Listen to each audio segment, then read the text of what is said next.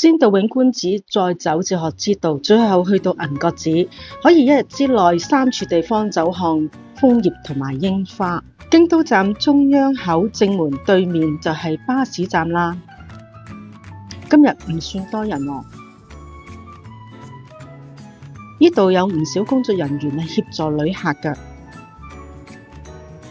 前面就係去最熱門嘅清水寺站，轉左邊就係去永觀堂嘅巴士站啦。巴士嘅無障礙通道係喺巴士嘅後方，司機會協助上落。仲放置呢個黃色嘅嘢咧，係幫手固定車胎，雖然作用唔大，但係有心意哦。巴士前方咧係落車處，而且可以喺下車嘅時候付款。車費同埋車站嘅資訊咧，可以喺車頭嘅前方嘅熒光幕咧係見到。上次櫻花嘅旅遊咧係冇嚟過永觀寺、永觀堂。由京都站咧係坐5號車，大約42分鐘就去到南禪寺永觀堂道下車啦。見到呢個石碑右轉，一直向前走，好快就見到正門嘅入口啦。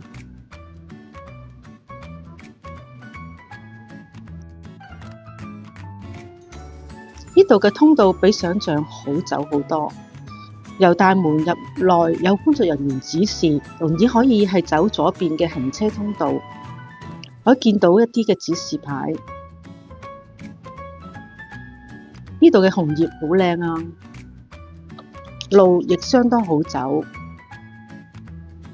相信輪椅入寺內參觀咧係唔係好方便，所以我留喺外面咧係參觀。單係留意葉嘅顏色已經美不勝收啦。聽講呢度嘅櫻花庭園都好靚㗎。嚟永觀寺再去到哲學之道同埋銀閣寺，相信係一舉三得嘅行程啊！特別留意混雜嘅顏色，由遠到近嘅變化。心中生發讚歎造物主嘅美善。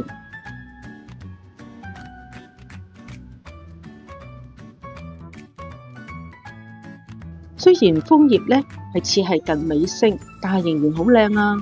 正因為近尾聲，紅葉嘅變化、顏色嘅變化呢可能更加多。欣賞完永觀堂嘅美景之後，離開永觀堂係由藥王寺橋方向咁走。哲學之道嘅開始嘅路段，櫻花係特別靚㗎，可以參考地圖橙黃色嘅路線。唔單止有靚景，仲有一啲嘅商鋪。由永觀堂到哲學之道嘅起點，睇櫻花嘅你唔好錯過啊！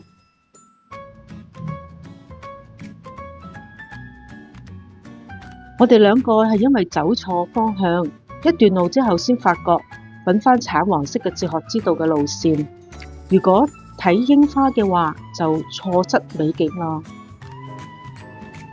初時以為單只係有呢條嘅石塊路，幸好旁邊有一條平坦嘅車路，輪椅人士就可以欣賞哲學之道嘅美景。楓葉嘅景色好靚啊！有車小心啲避開就得啦。呢條路嘅車唔係好多，我只係見過一次咁多。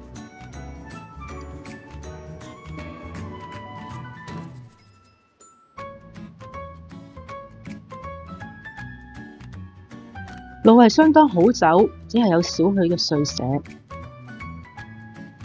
一路係見到唔少嘅禿枝，相信係櫻花樹。如果嚟睇櫻花，會更壯觀喎。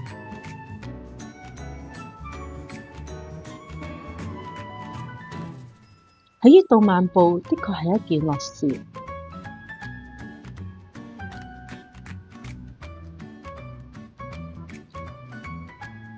歡迎大家訂閱、點讚同埋分享啊！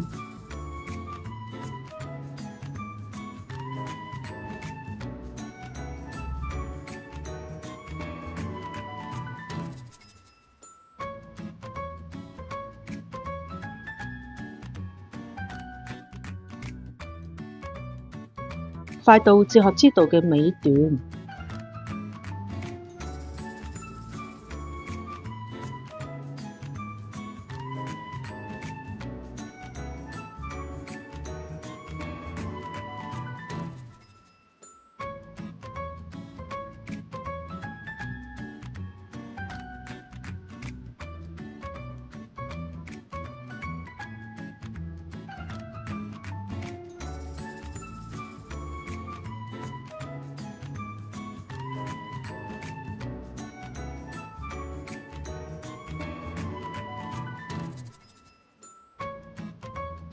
到哲學之道嘅尾聲啦，喺度右轉就可以上銀閣寺，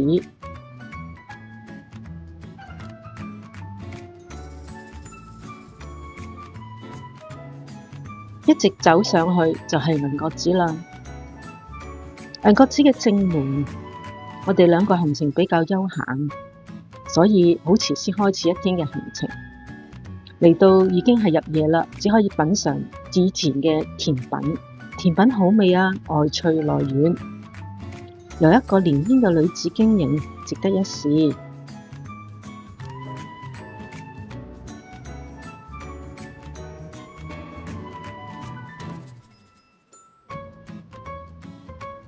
喺網上嘅照片，銀閣寺嘅楓葉都好靚喎。如果嚟睇櫻花，單係哲學之道同銀閣寺周圍嘅櫻花就已經飽覽美景啦。記得多多支持、訂閱、點讚同埋分享。